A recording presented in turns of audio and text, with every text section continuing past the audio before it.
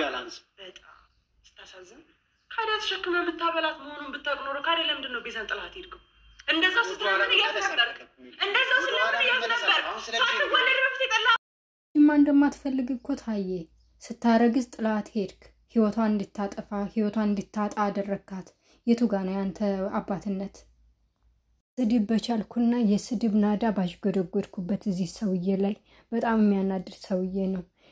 ኪያን ሊያመሰግናት ሲገባ እሱ የጣላትን ሴት እሱ የጣላትን ልጅ አንስታ ህይወቷን መስዋዕት አድርጋ ትምርቷን ለሱ ላበላሸው ህይወት መስዋዕት ከፍላ ትምርቷን አቋርጣ እሱ ያስረገዛትን ሴት አንስታ ወደ ቤተሰቧ አምጥታ በሱ ምክንያት ደግሞ ያቺ ልጅ ተቆሳቁላ አልቅሳ ወድቃ ህይወቷ አልፎ ልጅ ወልዳለት ልጅ መውለዱንም ሳያቅ መጥቶ እንደገና ደግሞ ኪያ ከኔ ነው የወለደችው ባልወለደቻት ልጅ እንድትኮነን አድርጓት በፍቅረኛዋ እንድትጠላ አድርጓት የራሷን ህይወት እንዳትመሰርት ካደረጋት በኋላ ዛሬ ደግሞ በዲኤንኤ ሲረጋገጥ እውነታው ሲታወቅ ዛሬ ደግሞ ልጅን እፈልጋለሁ ይዤብሽ ሄዳለሁ ይላል።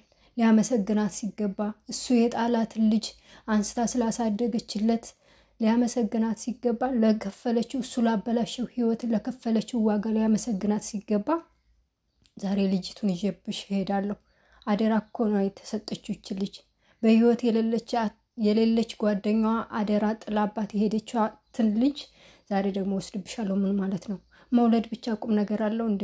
መውለድማ አባትም እኮ ትልልን ይወልዳል። መውለድ ብቻ በቂ ነው እንዴ? ልጅ ስትል እኮ መጀመሪያ ማታቃት ልጅ በመታቃስ ሰው ነበር ማየት ያለብክ። እናቷን መንከባከብ ነበረብክ። ቀድመህ ያገኘሃት እናቷን ነበር። እናቷ ስታረግዝ ጥላት ስትሄድ አንተ ልጅ እንደሌለ ማወቅ ነበረብክ። እናቷ ባንተ ምክንያት እንደሞተች ስታቅ መቆጨት ነበረብክ። ራስህን መጥላት ነበረብክ። ነገን ልጅቷ ስታድግ አባቴ የምትለኝ ይመስልሃል? አንተን የምትወድ ይመስልሃል?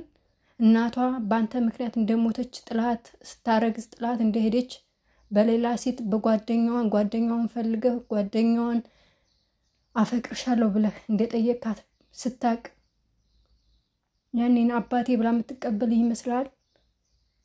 ዛሬ አደራ የተሰጠቻትን ልጅ ጎንበስ ቀና ብላ ደረቅ ጡቷን አጥብታ ያሳደገቻትን ልጅ ወስድብሻለሁ ማለት አይከብድም? እግዚአብሔርን አትፈራም? የሰው ጭንቅላት የለም? አታስብም? ትንሽ ፈጣሪን አትፈራም? ለምን ከህይወቷ አትወጣም?